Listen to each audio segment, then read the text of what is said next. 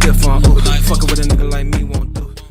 Hey everybody, it's Yield here, and we are back with episode or part 2 of Malo-Monaco. So this episode we're doing some more suburbs, and I hope you guys can kind of enjoy it. You know, something a little chill. But here, let's get into the video. So this is what we did last time. We have the waterfront as well as that cul-de-sac, but we're going to be expanding on the other 4 blocks here. And honestly, I was supposed to just do the 2, but I got a little carried away. You know, sometimes when you get into the zone, you get into the zone. But now we're, deleting the trees, and we're finna clear everything up so we don't have anything to that gets in the way of anarchy. Alrighty, so now we're getting rid of all the trees. Now we can start working on the sidewalk here. And I really wanted a sidewalk here for this area because, there's kids, and I feel like they would be using the sidewalk a lot more, especially like those sidewalks that go to other blocks instead of like using the normal the actual sidewalk. I feel like it makes more sense for them to have like those trails, especially for the kids that live towards the back near the nightclub, that area that we built previously. I feel like it would make more sense for them to be able to just cut across some of the sidewalks, and then they can just take those back trails to get closer to school. And plus it goes right to a door. And now we're starting to rearrange the buildings to make sure they fit inside of the lots. But going back over to the other side, like I kept having to rearrange the buildings. I don't know if there's like a way I can just like lock it in place, because like I know how like to lock the building from leveling up, but I don't know if that just helps with it just staying within the space that it's in. But yeah, let me know if there's like a way that I can fix that, because it gets on my nerves sometimes. Now I'm trying to rearrange majority of these houses for block 1. I really want to use a certain house for that first block. Like I wanted to kind of set the tone for like how the neighborhood's gonna look.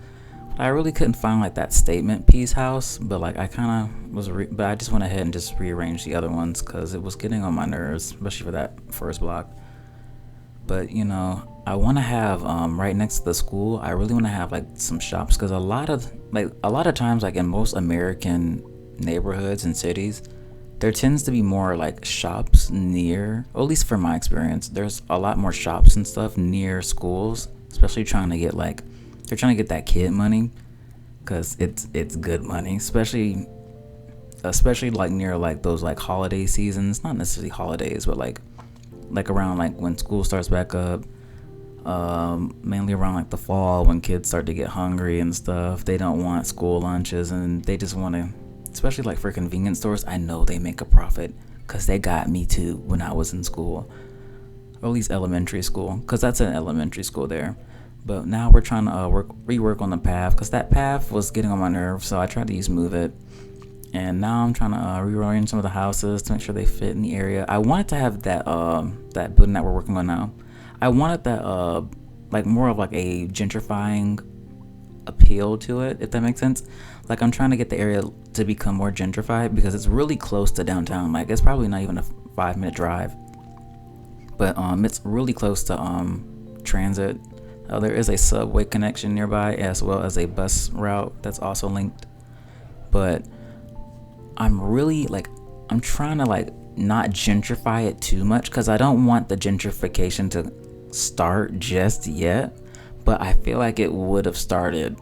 But now I am working on getting different buildings for the area, because I started to use a lot of the same buildings, and I'm trying to like have more variation. I have like so many different region packs that I don't use as much, so I'm trying to give like some more variation, because I do want to keep it very American, but I do want to still use some of the other region packs, because I feel like they still blend in nicely, because it's not supposed to be a physical city. It's supposed to just be my representation of what it is.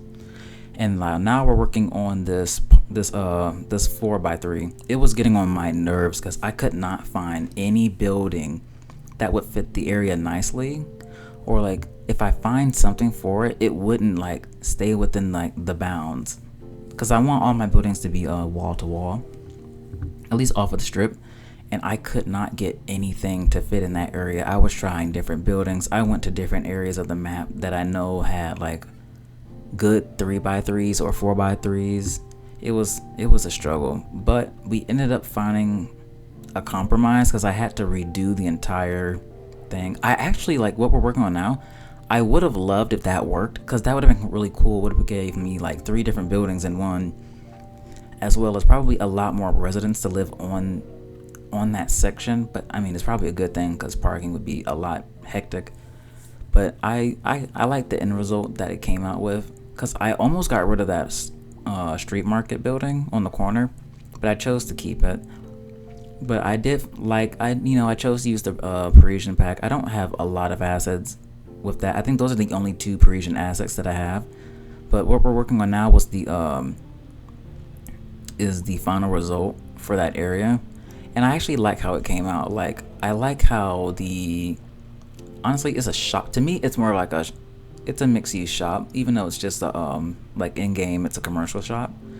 I think it's more of a mixed use area in my opinion. But I like how it came out. Like, that's on like the corner, so I can just put the townhouses on that front row, and it looks so good to me.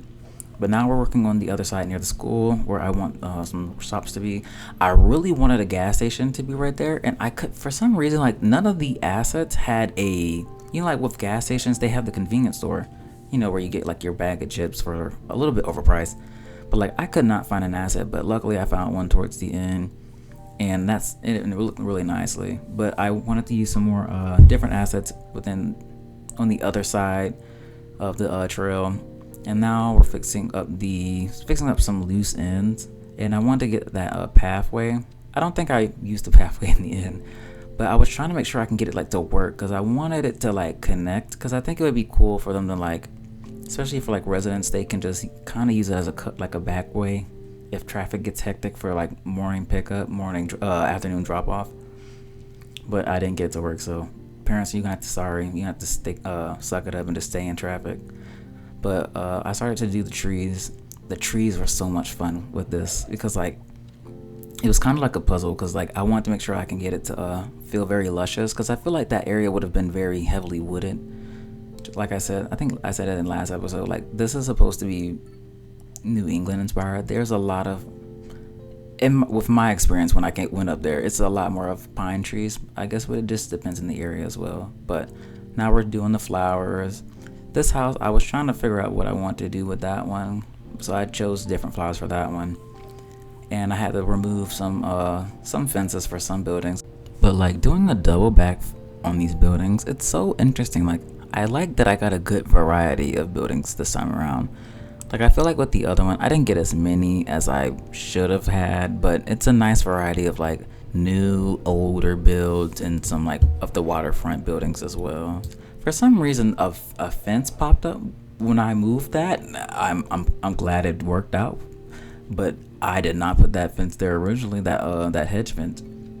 Now we're adding some more trees. I did a lot of lined trees. I really didn't think I was gonna do that many, because like, I knew there were some areas that I knew for sure I needed to do, but I guess it worked out at the end.